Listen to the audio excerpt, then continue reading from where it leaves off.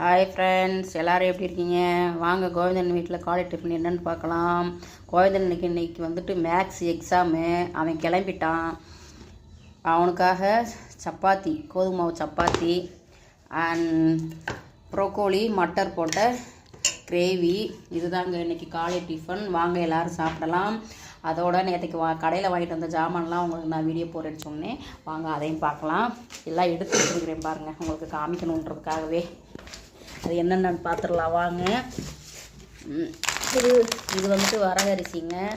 இது வந்துட்டு Ponni brown rice தான். சுகருக்கு வந்துட்டு சுகர் லெவலை குறைக்கும் அப்படின்னாங்க.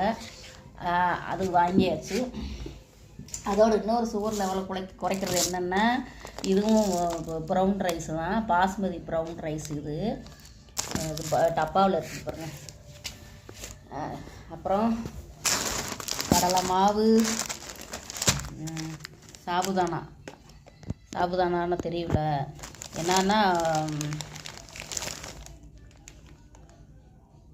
சவ்வரிசி. ஓகேங்களா, சவ்வரிசி, சால்ட்டு, குங்குமம், பனங்கள் கண்டு,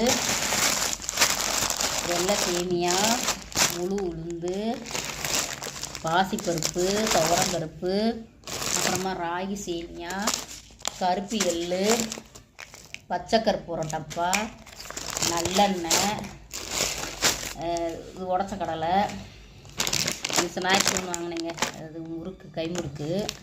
அப்புறமா அது ரைஸ் பவுட்ரு, அப்புறமா உதயகிருஷ்ணா நெய், அப்புறமா இது மைதா, அப்புறம் 2 தேங்காய், மண்டை வெல்லம், சாம்பார் பவுடர், ஆச்சி சாம்பார் பவுடர், ஜீனி, அப்புறமா காஞ்ச குண்டு மிளகா, அப்புறம் நெல்லிக்காய் ஊறுகாய், ஆம்லா ஊறுகாய், அப்புறமா இது திரிசூல் வந்துட்டு ஃப்ராயிலு,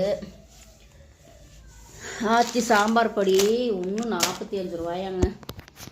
எனக்கு சாம்பார் பொடி ஊர்லேருந்து கொண்டு வந்தது தீர்ந்துருச்சு.